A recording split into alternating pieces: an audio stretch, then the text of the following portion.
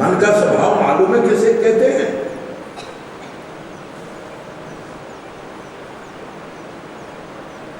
मन अगर ठीक ठीक समझना चाहो, ठीक तो नहीं है लेकिन फिर भी अगर ठीक समझना चाहो, ये मक्खियां हैं, मक्खी बस ये लगभग मन के नेचर की है।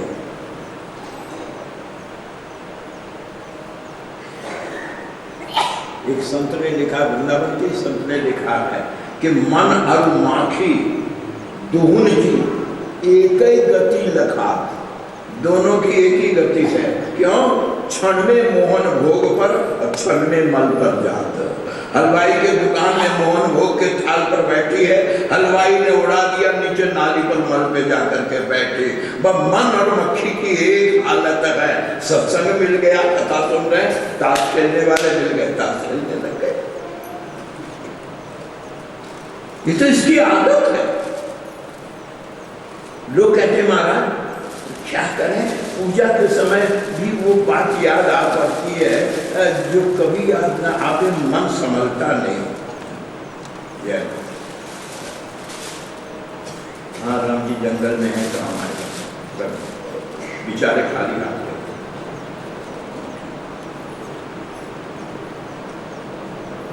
तो प्रातः वंदनीय गोस्वामी श्री तुलसीदास जी महाराज कहते हैं, क्या आपने सभी संतों की वाणियां सुनी होगी, कथावाचकों से सुना होगा, संतों से सुना होगा, सभी से सुना होगा। क्या जितने संत हुए हैं आज तक, उन्होंने कभी हमको या आपको नहीं कहा कि तू ऐसा कर या तू ऐसा कर। तो कबीर, तुलसी, सूर, मीरा, जितने नानक, दादू जितने हुए, सबने मन को कहा, रे मन मूर्ख सुन मन मूढ़ सिखावन मेरो, ऐसी मूढ़ता या मन की हरिजू मेरो मन हट न तजे। जितने संत हैं सब मन को फटकारते हैं, जबकि मन नाम की कोई चीज है ही नहीं। पूरे शरीर का ऑपरेशन कर दो, न्यूरोसर्जन से लेकर के अंगूठे तक का ऑपरेशन करके तलाश करो शरीर में मन कहाँ है। हार्ट तो है, मन है कहाँ? जिस तरह मोहन निराकार है उसी तरह मन भी निराकार है। ये निराकार ही काना बाना बुना करता है, मन और कुछ नहीं है।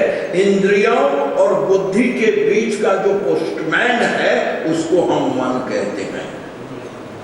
जो इंद्रियां को डायरेक्ट करता है बुद्धि के कारण। ये जीवन गाड़ी है, ये तो शरीर क्या, तुम शरीर नहीं हो भाई। कभी कहा मेरे में दर्द है, मेरे सिर में दर्द है। तुम में दर्द नहीं है, तुम्हारे सिर में दर्द है। मेरी कलम जैसे कहते हो तो कलम तुम नहीं हो, वैसे मेरा सिर, मेरा पांव, तुम पांव नहीं हो, तुम सिर नहीं हो। तुम तो शुद्धो से बुद्धो से निरंजनो थी। ये तो शरीर तुम्हें गाड़ी मिली है। गाड़ी तो सभी शरीर में मिलती है, लेकिन वो साधनहीन गाड़ियां हैं। लेकिन ये मानव शरीर जो है, बड़े भाग्य मानुष तन पावा। लेकिन कठिनाई क्या आई? इस मानव शरीर के साथ सबसे बड़ी कमजोरी ये है कि जैसे ही शरीर धरती पर गिरता है, ऊपर से सही आता है, मां के गर्भ में सही रहता है। वो जो मूवमेंट होता है मां के गर्भ में, तो लोग कहते हैं बच्चा बड़ा चंचल है, बहुत एक्टिव है,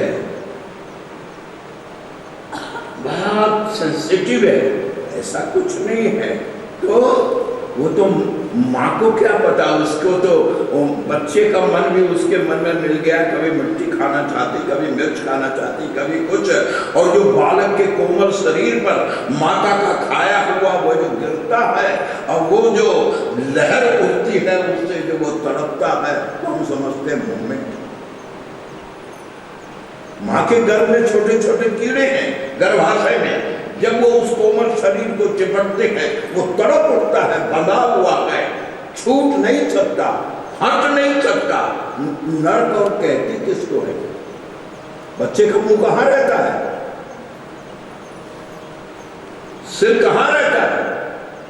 मैं 10 लाख रुपया दूंगा अगर 2 मिनट भी कोई उस तरह से सिर रख करके रहे जितनी देर बच्चा 3 महीने मां के गर्भ में रहता है।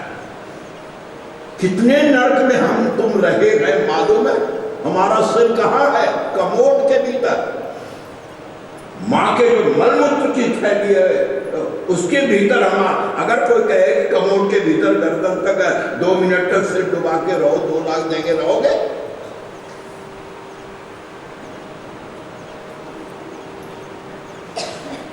तब वहां प्रॉमिस करता है, तब वहां प्रण करता है। किससे? ठाकुर से कि प्रभु जब इतनी करुणा की है कि ये साधन धाम शरीर दिया है तो अब निकालो। वादा करता हूं क्या तुम्हें नहीं भूलूंगा। 84 लाख योनियों में भटक करके अब तुमने करुणा करके ये मानव शरीर दिया है। मेरे प्रभु एक बार इस नर्क से बाहर निकालो।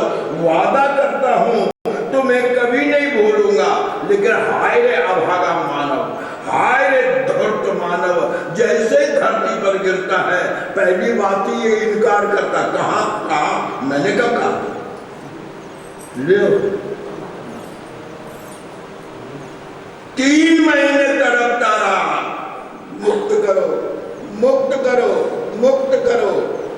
ब्रह्मानंद जी महाराज अपने भजन माला में ठोकर मारते हैं हम लोगों को कि अरे इंसान, जो गर्भ का इकरार था तुझे याद हो कि नहीं याद हो?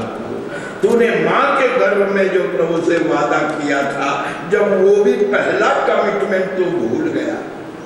आते ही कहां, और ये कहां क्यों? इसलिए कि मैं का एहसास हो गया।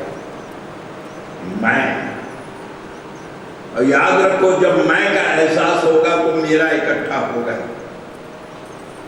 मैं है तो मेरा होगा। और जिस क्षण मैं निकलता है शरीर तो पड़ा रहता है, लेकिन जिस क्षण मैं निकलता है 1 मिनट में सारा मेरा मिट्टी हो जाता है। मकान, धन, दौलत, गाड़ी, सब मिट्टी। क्यों? मैं हटा, मेरा गया। मेरा कब तक है? जब तक मैं माने अभिमान, मैं माने अभिमान।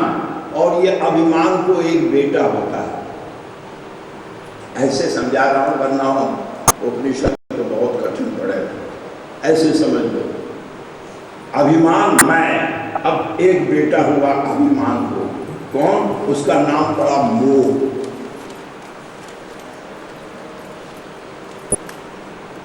अभिमान क्या है? अभिमान क्या है? मोह मूल बहुशूल प्रद त्यागहु तम अभिमान। अभिमान जन्म देता है मोह को।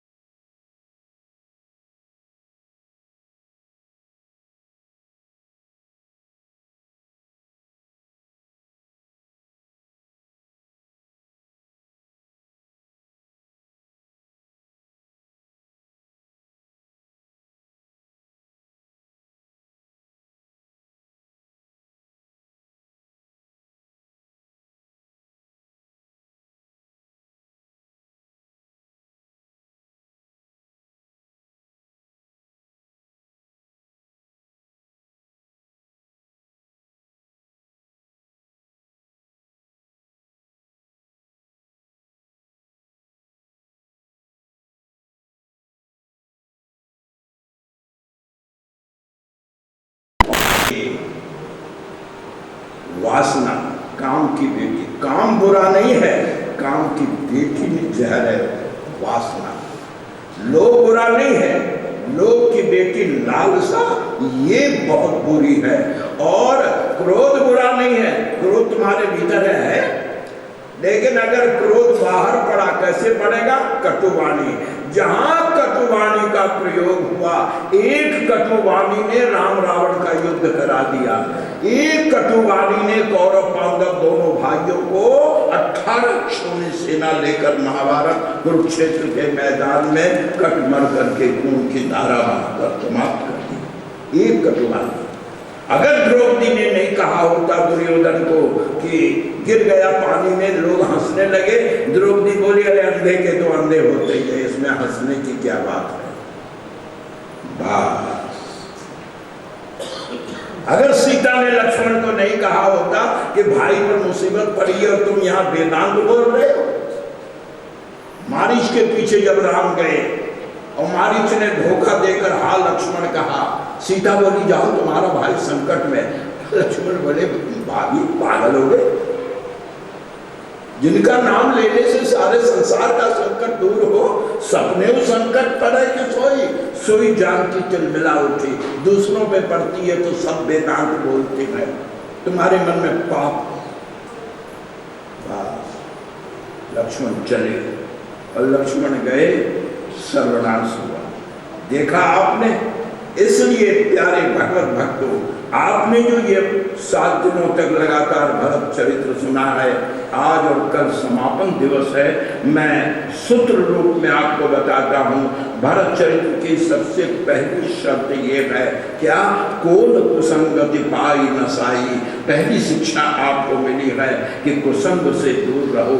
अगर केकई जैसी पवित्र बुद्धि को भी, भरत की माँ को भी मंथरा का कुसंग डुबा सकता है, तो हमारी तुम्हारी तो बात क्या है। उसके बाद दूसरी शिक्षा तुम्हें मिली है कि राम की शरण जाने में राम विरोधी जितने तत्व हैं उन सबों का बलपूर्वक त्याग करो। और तीसरी शिक्षा तुम्हें ये मिली है क्या? भगवत धाम की ओर प्रस्थान करते हो, साधन की ओर बढ़ते हो, तो बिना गुरु का संग लिए कभी आगे मत बढ़ना। गुरु बिनु भव निधि तरह न कोई, जो विरंच शंकर सम कोई। आई अपनी कथा यहीं तक पहुंच चुकी है। 2 बार भगवान का नाम लेकर के अब चलिए श्री भरत भैया मंदाकिनी के तट, गुरुदेव, प्रजा, माताओं को, परिवार को, सबको छोड़कर निषाद और शत्रुघ्न को लेकर निरंतर चित्रकूट पर्वत की ओर बढ़ते चले जा रहे हैं। और भरत का मंत्र क्या है इस समय? अब भरत का मंत्र सिर्फ एक ही मंत्र है, क्या? श्री राम जय राम जय जय राम, श्री राम जय राम जय जय राम, श्री राम जय राम जय जय राम, श्री राम जय राम जय जय राम, श्री राम जय राम जय जय राम,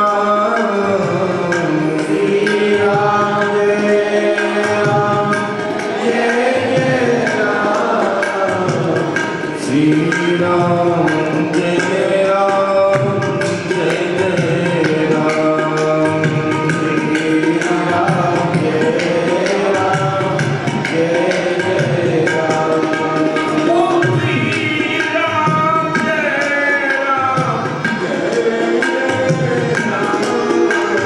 श्री राम जय राम जय जय राम। राम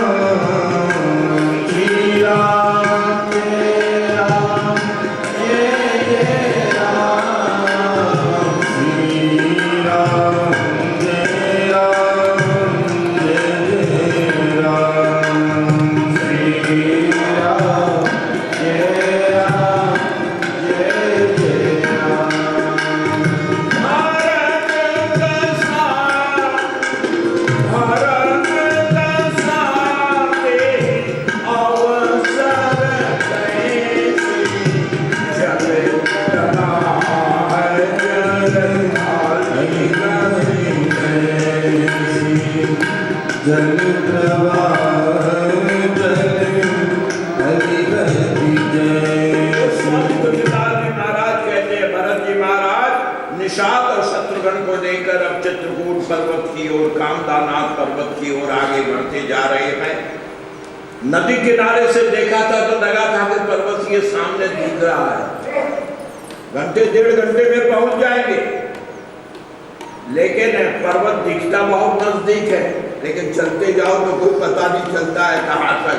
शाम हो गई, लेकिन भरत जी महाराज चित्रकूट पर्वत कामदानाथ गिरी के तलहटी तक भी नहीं पहुंच पाए। तलहटी के गांव तक पहुंचते पहुंचते शाम हो गई। निषाद राज ने कहा, भरत भैया मैंने मां कौशल्या से वादा किया कि मैं आपको सकुशल उनके सामने उपस्थित करूंगा, अतः अंधकार होने पर पर्वत पे चढ़ना ठीक नहीं, क्यों ये विंध्याचल का पर्वत बहुत भयंकर, इस पर एक से एक भयंकर हिंसक जंतु रहते हैं, खगहा करी अहि बाघ बराहा,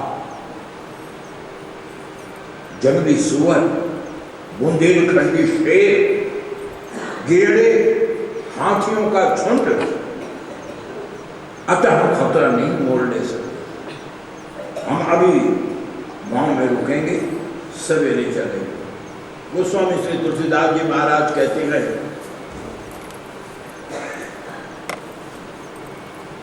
दूर है मंजिल अभी से बेकरारी आ गई। ये होता है, हम अगर किसी से मिलने जाते हैं इतने उतावले होते हैं कि रास्ते में अगर 10 मिनट की भी देरी हो तो उस समय अपने को बहुत उद्विग्नता लगती है। रात भर गांव में रुकना पड़ेगा। सुनकर भरत झुंझलाए, अरे बोले तुम जंगल के हो करके इतने परेशान हो रहे, मैं तो शहर का रहने वाला हूं, अयोध्या नगर का रहने वाला हूं, क्यों इतना परेशान हो रहे? हम 3 हैं, फिर हम रघुवंशी हैं, हमें कोई भय नहीं है, क्यों रात में गांव बिताएं? अगर हम चले तो हो सकता है कि रात्रि के पहली पहर तक थोड़ी भैया सो जाए, पहली पहर तक हम ऊपर पहुंच जाएं। निषाद ने कहा, आपको पर्वत का अनुमान नहीं है। अरे भरत भैया, हाँ वो देखिए, हमें कहाँ पहुंचना है जरा देखिए, अंधेरे में नहीं दिखाई पड़ेगा क्या? तब केवल ऊंचे चढ़ी आई, एक ऊंची जगह पर खड़े होकर, भरत भैया ये देखिए, ये 4 ऊंचे ऊंचे पेड़ दिख रहे हैं ना, हाँ, पाकड़, जम्बू, रसाल, कमाला, यह, और इन चारों के बीच में एक वो विशाल वट का वृक्ष दिख रहा है ना, उसके नीचे ही राम की कुटी है, उसके नीचे, हाँ वो तो दिख रहा है, चलो हम चलेंगे। अरे भरत भैया क्या बात करते हैं, पर्वत पे चढ़ना नहीं, हम चलेंगे, चल पड़े। अब इनकी जिद के आगे निषाद करता तो क्या, चल पड़े। चलते चलते चलते आधी रात हो गई, कई बार शत्रुघ्न फिसलने से बचे, भरत भी असंतुलित होते हैं, लेकिन जुनून में आगे बढ़ते हुए चले जा रहे हैं। अचानक एक जगह निषाद खड़ा हो गया, कहता, भरत भैया अब तो मेरी समझ में नहीं आता अंधेरे में क्या, कि इधर चलना है या इधर, क्यों? अगर इधर गलत से चले गए तो हम घूमते रहेंगे, रास्ता नहीं मिलेगा। अब बिना रोशनी के तो हमारी समझ में बात आएगी नहीं। भरत समझ गए कि अब ये मुझे लाचार कर रहा है, क्योंकि गलत रास्ते पर चलना जंगल में खतरनाक होगा। आपको मालूम है, पहाड़ पर एक बार रास्ता भूल गए तो फिर भटकते रह जाओ, घूम फिर कर कहीं पहुंचोगे। भरत बेबस हो, भरत हाथ मलने लगे कि हाँ, इसी पर्वत पर राम है और इसी पर्वत पर मैं भी हूं, लेकिन दुर्भाग्य देखो कि बीच में अंधेरा है, हम उन तक नहीं जा सकते, उनका दर्शन नहीं कर सकते। भरत को हताश और निराश देख करके देवताओं ने सोचा बस अब अपनी बारी है। तुरंत देवताओं ने आकाश से कहा, भरत भैया ये धरती वाले रास्ता भूल गए ना, हम तो ऊपर से रास्ता देख रहे हैं, आइए हम आपकी मदद करें, राम तक पहुंचने में हम आपकी मदद करें। कैसे? मैं ऊपर से पारिजात पुष्प की वर्षा कर रहा हूँ, हम लोग वर्षा कर रहे हैं, फूलों के सहारे आगे बढ़ते आइए, जिधर फूल गिरते जाए समझना यही सही रास्ता है। गोस्वामी जी कहते हैं कि कहीं सुपंथ तुरंत कहीं बोला, कहीं सुबंध सुन नर सही भूला, सकाई सने दिवस पद भूला, सकाई सने दिवस पद भूला, कहीं सुबंध सुन नर सही भूला, कहीं सुबंध सुन नर सही भूला।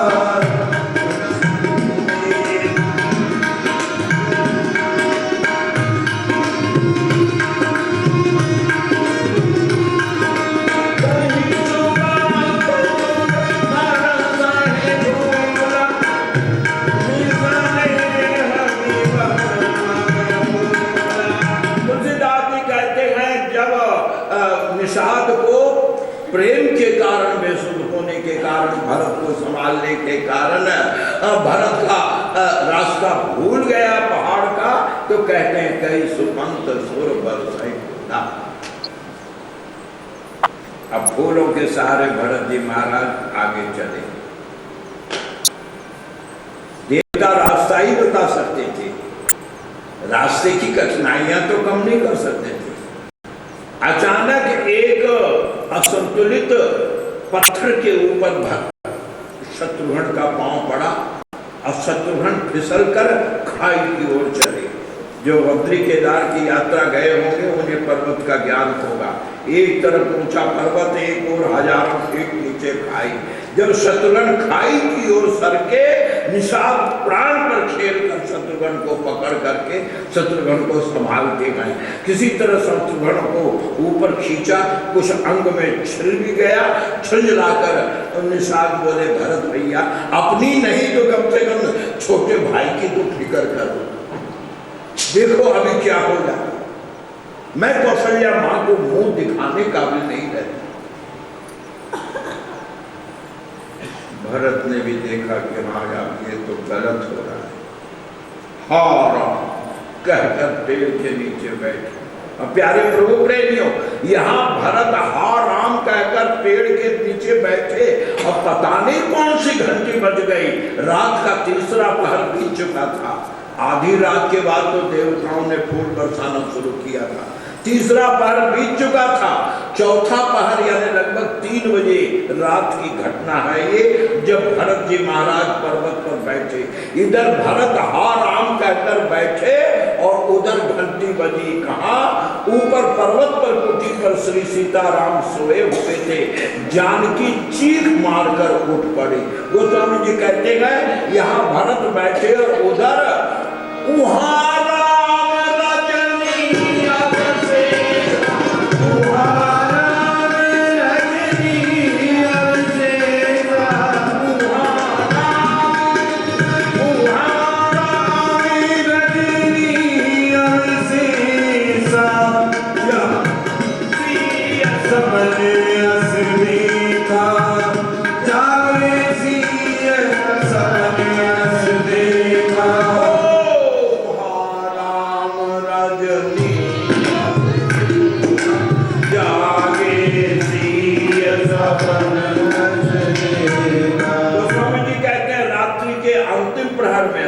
अवशेषा माने रात्रि के अंतिम प्रहर में राम जगे। क्यों जगे? सीता चीख कर उठ गए।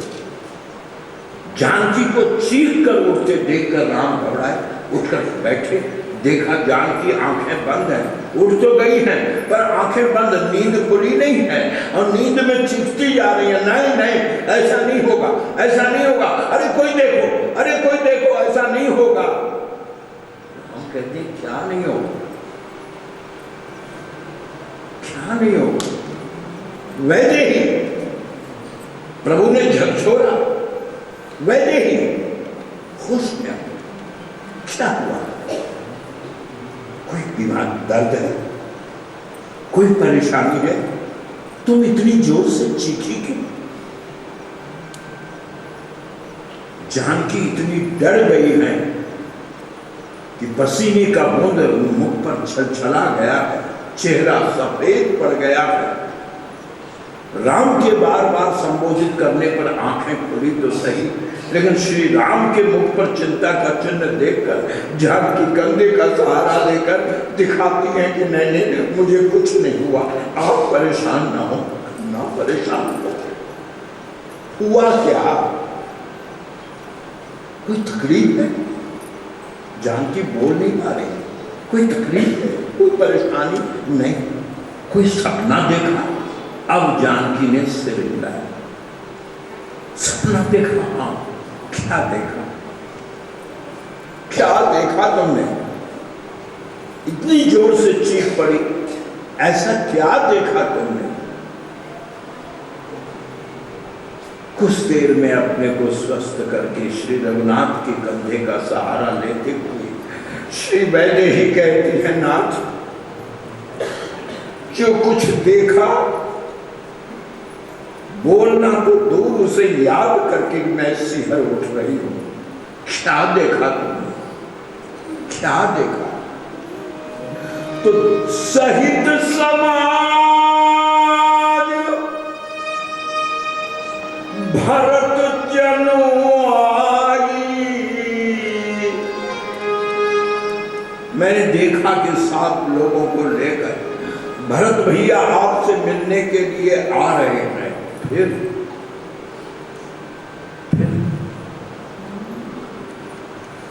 तुमने भरत को देखा? हाँ। तो वैदेही, सबसे पहले ये बताओ, क्या कैसा है मेरा भरत? कैसा है? वो ठीक तो है ना? जानकी कहती, मेरे चीखने का कारण ही यही है क्या? वो ठीक नहीं है। क्या मतलब? बोले, मैंने उनके चेहरे को देखा और मैं चीख पड़ी। क्या देखा तुमने? मुझे ऐसा लगा कि जैसे आग में आदमी का चेहरा झुलस जाए और उसके बाद उसका चेहरा जैसा दिखाई पड़ेगा। कहते हैं कि सहित समाज भरत जनु आए। कैसा है? नाथ वियोग ताप तन ताये।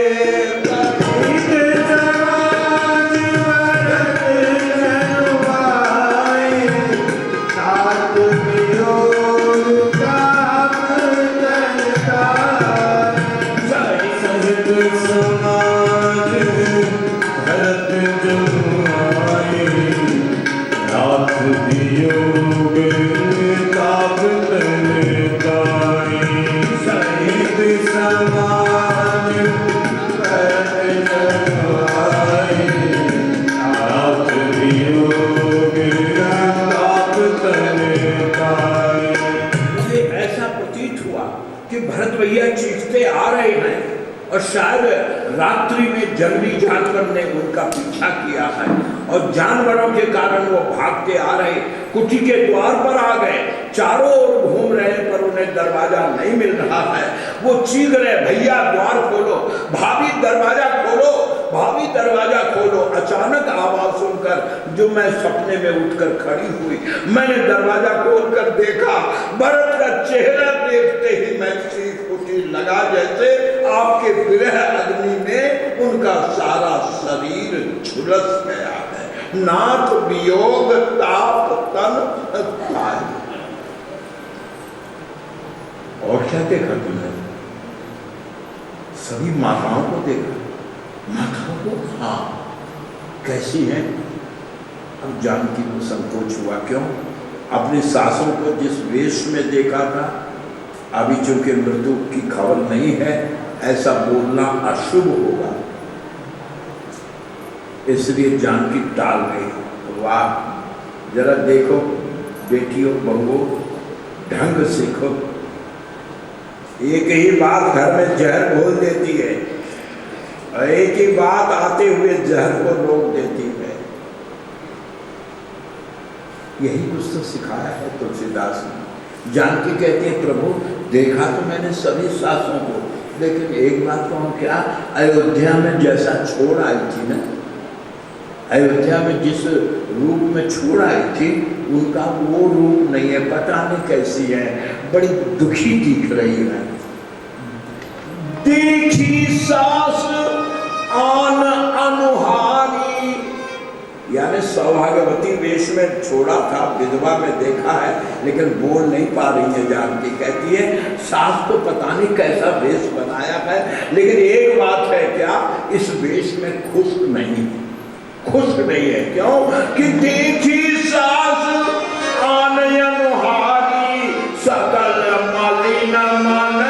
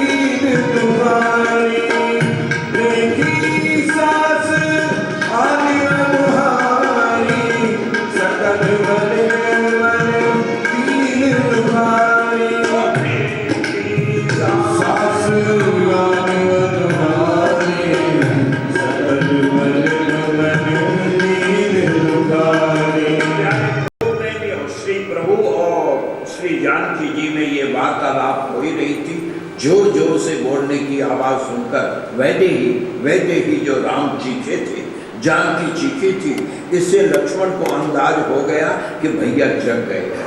और जब भैया और भाभी दोनों जग गए हैं तो अब भीतर जाने में कोई आपत्ति नहीं है। लक्ष्मण द्वार हटाकर कुटी का भीतर आए देखने कि आखिर बात क्या है। इस समय तो ये जगते नहीं है, रात्रि के अंतिम प्रहर में जग गए और दोनों के दोनों जोर जोर से बातें कर रहे हैं, चीख रहे हैं। बात क्या, लक्ष्मण को आया देखकर भगवान राम लक्ष्मण का हाथ पकड़ कर कहते लक्ष्मण लक्ष्मण सुना तुमने, तेरी भाभी ने अभी स्वप्न देखा है। लखन सपन यह नीकन होई,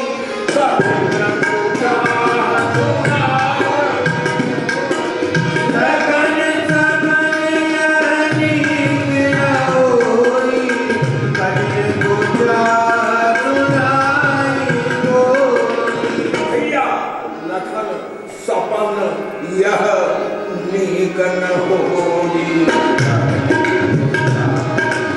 सुनाई गोई लगन सबरे नीक होई, कन गुजा सुनाई गोई। ब्रह्म मुहूर्त का सपना। हमारे यहाँ कहा जाता है कि जो ब्रह्म मुहूर्त का स्वप्न होता है वह लगभग सत्य होता है। मुझे लगता है कोई बुरी खबर घर से आने वाली है। कठिन कुचाह, यानी जो सुनना नहीं चाहते हैं लोग, ऐसी कोई बुरी खबर हमको जल्द सुनने को मिलेगी। कठिन कुचाह सुनाई कोई, लक्ष्मण हम गिरस्त हैं। ध्यान दीजिए शिक्षा, प्रभु कहते हैं हम गिरस्त हैं अगर किसी भावी आपत्ति की संभावना हो, आशंका हो, तो हमको सबसे पहले यह कहना चाहिए क्या, किसी पवित्र नदी में तत्काल स्नान करके भगवान शंकर का अभिषेक करके ब्राह्मणों की सेवा, उनका पूजन, उनको संतों को मुनियों को फलाहार कराकर उनका आशीर्वाद प्राप्त करना चाहिए। अतः लक्ष्मण चलो, हम जग तो गए ही हैं, हम नीचे उतरेंगे, हम नीचे उतरेंगे, आज हम मंदाकिनी स्नान करेंगे। चलिए, राम जी का विचार है कि ब्रह्ममुहूर्त में पहाड़ से उतरते समय प्राकृतिक दृश्यों को देखकर जानकी का मन बदल जाएगा। प्रातःकाल यूं ही आदमी का मन बीमार से बीमार भी सुबह में नॉर्मल फील करता है, तो कहते हैं कि शायद इनका मन बदल जाए, इसलिए प्रभु कहते हैं हम अभी नीचे उतरेंगे।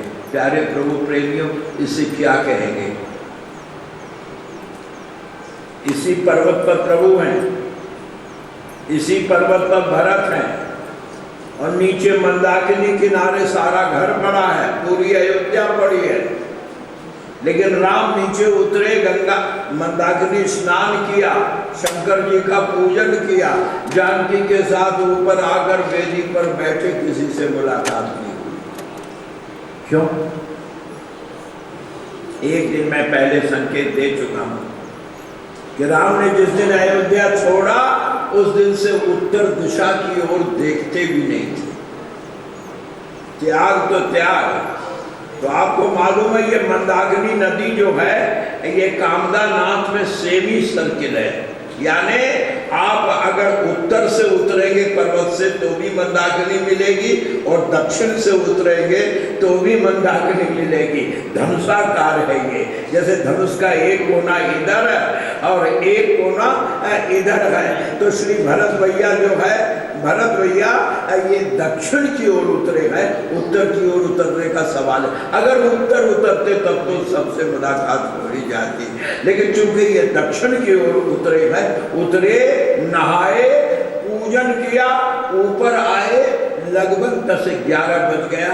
प्रभु ने सोचा शायद जानकी का मन बदल गया होगा, क्योंकि स्त्रियों का मन कुछ धर्म कर्म करने से कुछ उनका मन श्रद्धावान हो जाता है, बदल गया होगा।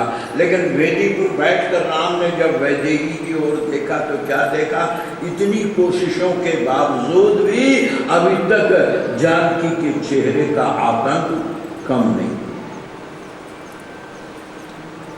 आंखें भर भर आती हैं, आंचल से बार बार आंखें पोंछ रही हैं। राम जी उद्विग्न हो गए, पता नहीं ये क्या कर बैठे।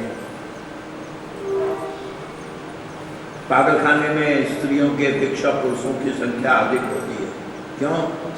पुरुष तालाब में जीता है, पुरुष घुटन में गिरता है, और स्त्री 10-10 मिनट रोज पागल हो लेती है, इसीलिए आगे हो लेते आती है।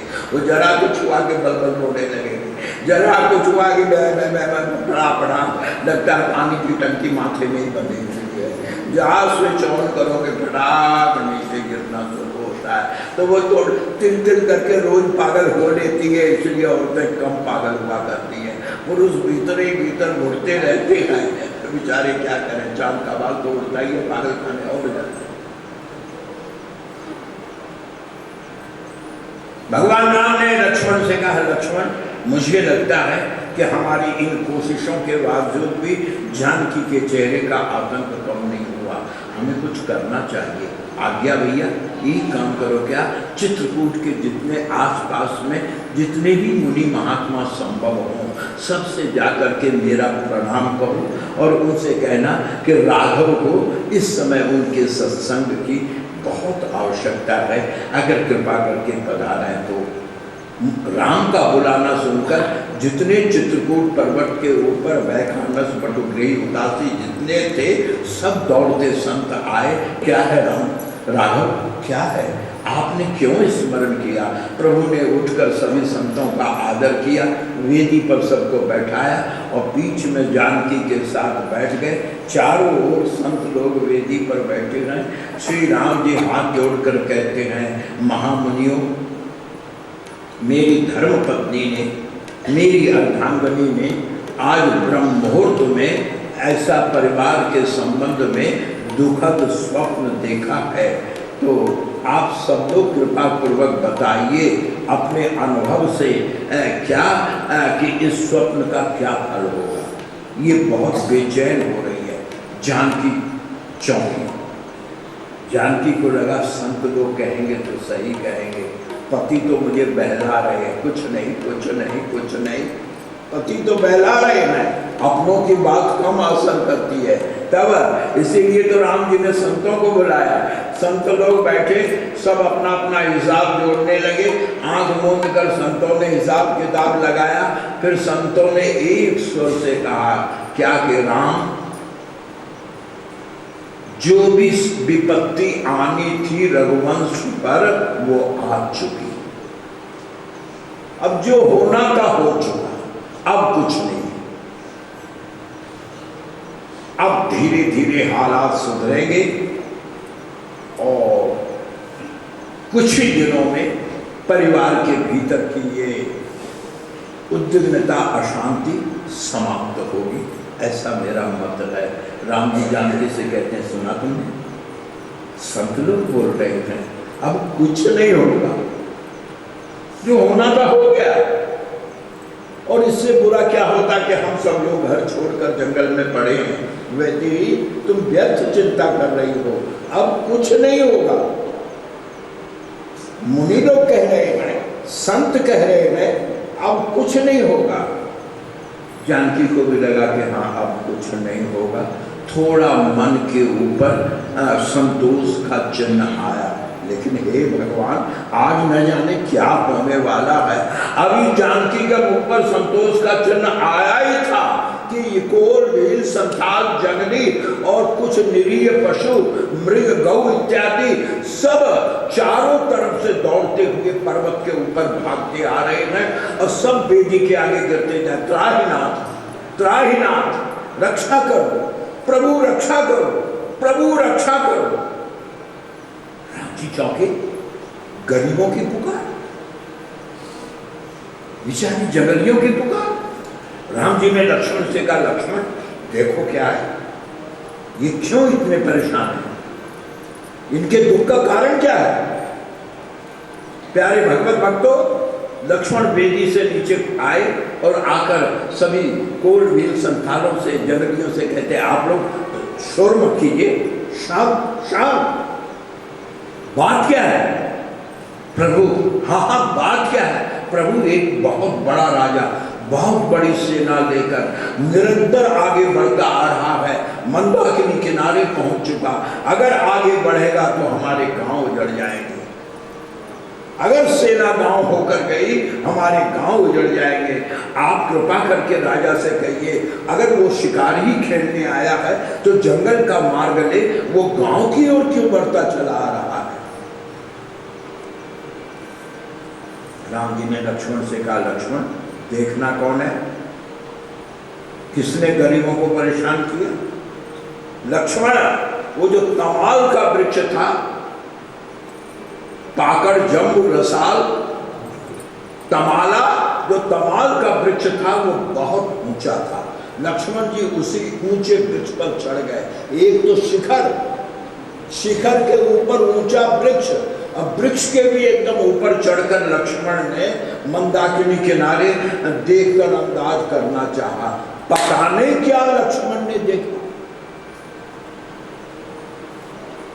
कि जिस तेजी से ऊपर गए थे उससे दूने तेजी से नीचे लक्ष्मण कूद कर आए। वेदी के ऊपर आकर सबसे पहले लक्ष्मण ने पहला काम तो ये किया क्या, जितने मुनि महात्मा आए थे जिनको बुलाकर लाए थे, लक्ष्मण कहते महात्मा वहाँ 2 मिनट में जगह खाली करो, जल्दी जल्दी जल्दी 2 मिनट में जगह खाली करो। महात्मा लोग कहते हैं बड़ा अजीब आदमी है, अभी बुला के लाया, अब कहता है जगह खाली करो। चक्के हुए ऋषि लोग, और जब तक राम को समझे तब तक लक्ष्मण पलट के कहते हैं भैया हाँ आप भी जल्दी भाभी को लेकर किसी पहाड़ की कंदरा में चले जाइए। किसी मुनि की कंदरा में चले जाइए, तब तक मैं यहाँ अग्नि शांत करके रहने का सारा निशान खत्म कर देता हूँ। क्यों? क्या है? समय नहीं है कि मैं आपको बताऊं क्या है, बस जो कहता हूं वो कीजिए।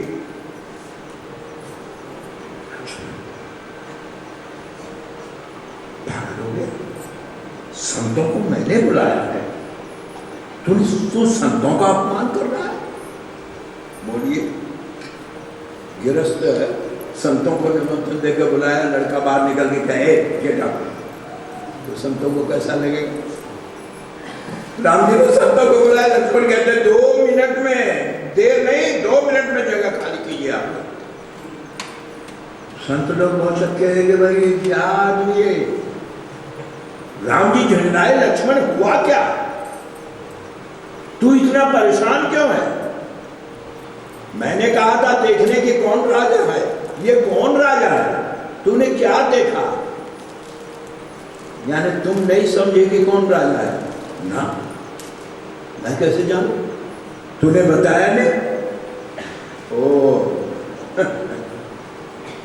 ठीक है, क्यों समझोगे? तुम क्यों समझोगे? तुम्हारा दिल तो बड़ा है ना, तुम उदार हो ना, तुम्हें तो शांति प्रिय है। लेकिन धूल में भी अगर कोई पांव मारता है तो वो सिर पर उठकर आकर बैठती है। तुमने तो मेरी हालत धूप से भी बदतर कर रखी है। तुम्हारी वजह से अन्याय बर्दाश्त करता आया हूं,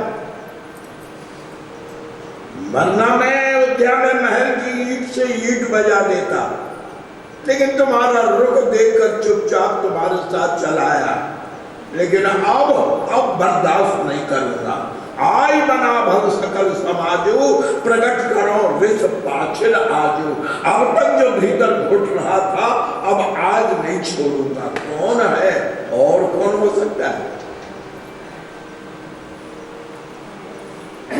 बासमती धान से बासमती चावल होगा, और एक धान होता है जो गरीबों का धान बिहार में ज्यादा होता है, उसको कोदो कहते हैं। वो 40 दिन में पक के तैयार हो जाता है, बहुत मोटा, गरीब लोग खाते हैं। तो लक्ष्मण कहते हैं कि कोदो के धान में बासमती चावल आएगा? क्या मतलब? क्या केकई के गर्भ से तुम किसी अच्छे आदमी की उम्मीद करते हो? मां जैसी कुटिला है, मां जैसे पाप। प्रभु की आंखें गंभीर। बात क्या है? कौन है और कौन होगा? आए दल बटोर दो भाई, दोनों भाई सेना लेकर ये समझ कर कि राम जंगल में अकेले हैं, पर ये भूल गए कि राम के साथ लक्ष्मण भी है। और भैया एक बात कहता हूं, आज अगर तुमने रोका तो ठीक नहीं होगा। मैं बहुत मान चुका हूं।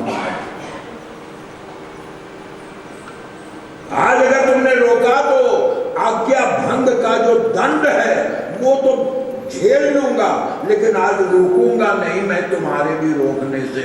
आई बना भल सकल समाजो, सोवल समर सेज दो भाई। आज दोनों भाइयों को युद्ध के मैदान में रण की सैया में सुलाऊंगा। अरे लक्ष्मण पागल हो गया? शत्रुघ्न तो तेरा अपना है, शत्रुघ्न तो तेरा सगा भाई है। माना भरत सौतेला है, पर शत्रुघ्न तो तेरा सगा है। कौन सगा और कौन सौतेला? जो राम का विरोधी है लक्ष्मण के लिए, वो सब सौतेला है। राम विरोधी को लक्ष्मण बर्दाश्त नहीं करेंगे, लेकिन लक्ष्मण तू करेगा क्या? तू अकेला, और वहां सेना अपनी है रघुवंश की, जो दुश्मन को पीठ नहीं दिखाती है, गाजर मूली नहीं है, और भरत भी कोई मामूली नहीं है। शत्रुघ्न कहते कह चुके ना, अब मेरी सुनो। क्या? मैं मानता हूं मैं भरत से कम हूं, पर कब कम था? जब भरत धर्म पर थे। छोटे होकर आज भरत बड़े पर हाथ उठाने आ रहा है। जो बड़े पर हाथ उठाने आ रहा है वो तो मर गया। जिसने बड़े पर हाथ उठाया वो बड़ा जिंदा है भी तो वो मरे के काबिल अब जिंदा है। छोटे ने हाथ उठा दिया, आज नहीं छोड़ूंगा। जो सहाय कर शंकर आई युद्ध के देवता शंकर भी आकर के मदद करे, है कोई मुझसे का ठिकाना? ये क्रोध है। आपको मालूम है, एक बात गांठ बांध लो, भाई से बढ़कर मित्र नहीं, खून है। भाई कितना ही गलत क्यों न हो, लेकिन अगर कोई दूसरा बोलेगा तो भाई चढ़ बैठेगा। मैं वृंदावन की बात कहता हूँ, नाम नहीं बताऊंगा। कुछ जरूरी सामान लेना था, ये सब थैले मैंने का 2 कदम पर है, टहलता हुआ चला जाऊं। पहुंच गया दुकान पर, नाम तो नहीं बताऊंगा भाई, लड़ाई करा पर मैं खड़ा ही था दुकान में भी, एक आदमी उसके यहाँ सामान ले रहा था, उसका कोई परिचित होगा, तो उसे कहता, अरे तू अपने भाई को समझाता नहीं है? तू सुबह से शाम गद्दी पर बैठ कर एड़ी रगड़ के कमाता है और वो कम वक्त जाकर के सब सट्टे में फूंक देता है, जुए में फूंक देता है, तो उसको कुछ कहता नहीं है। मैंने सोचा अब ये भाई फिर मिलाएगा, कहेगा क्या करूँ मेरी किस्मत को। अजी साहब उल्टे, ओ भाई एकदम आग हो गया। बोले अगर वो मैं कमाता हूँ वो उड़ाता है, तेरे बाप का क्या? मैं कमाता हूँ तेरा भाई उड़ाता है, तुझे काहे की दिक्कत पड़ गई है? मैंने कहा ये देखो, मतलब समझा आपने? भाई कैसा भी हो, blood is thicker than water, लेकिन भाई का दुश्मन हो जाता है। ये गांठ मान लो, दुश्मन हो जाता है, फिर किसी के समझाए नहीं समझता। देवता गुरु कोई समझाए नहीं समझेगा, भाई दुश्मन हो जाएगा, दुश्मन से भयंकर हो जाएगा। इससे बचना क्या? तुलसीदास ने लिखा, भाई भाई परम समिति सकल दोष। भाई में कितना ही दोष हो, लेकिन भाई परवाह नहीं करता। भाई तो भाई है, लेकिन एक दोष आया तो फिर भाई जान का दुश्मन हो जाता है। वो दोष क्या? भाई भाई परम समिति सकल दोष पर छल वर्जित प्रीति। भाई को अगर ये एहसास हो गया कि मेरा भाई मेरे पीठ में छुरा मार रहा है, मेरे साथ धोखा कर रहा है, मेरे साथ छल कर रहा है, फिर वो नहीं रुकेगा। फटे दूध का न खोया होता है और न छेना होता है। फट गया तो फट गया। गोस्वामी तुलसीदास कहते हैं आज लक्ष्मण का मन फट गया। कहते भरत हमें उपचार न थोड़ा, भरत से हमने कम नहीं मुसीबत पाया है, फिर भी हम चुप रहे, लेकिन अब वो हमें मारने आ रहे हैं। मैं चला, आज्ञा दो। उठी कर जोरी रजायसु मांगा, रजायसु माने आज्ञा, आज्ञा दो, आज्ञा दो, नहीं तो मैं चला। जानकी घबराई, जानकी बार बार राम को देखती है, रोकिए ना भानुपुत्र, रोकिए नहीं, क्या करने जा रहे हैं? क्या घर में खून की धारा बहेगी? वो दानने ऊंचा चढ़कर देखकर लागियों कहो आसी दी। शरणार्थी बच्चों का खेल नहीं है। वृंदावन के नारायण स्वामी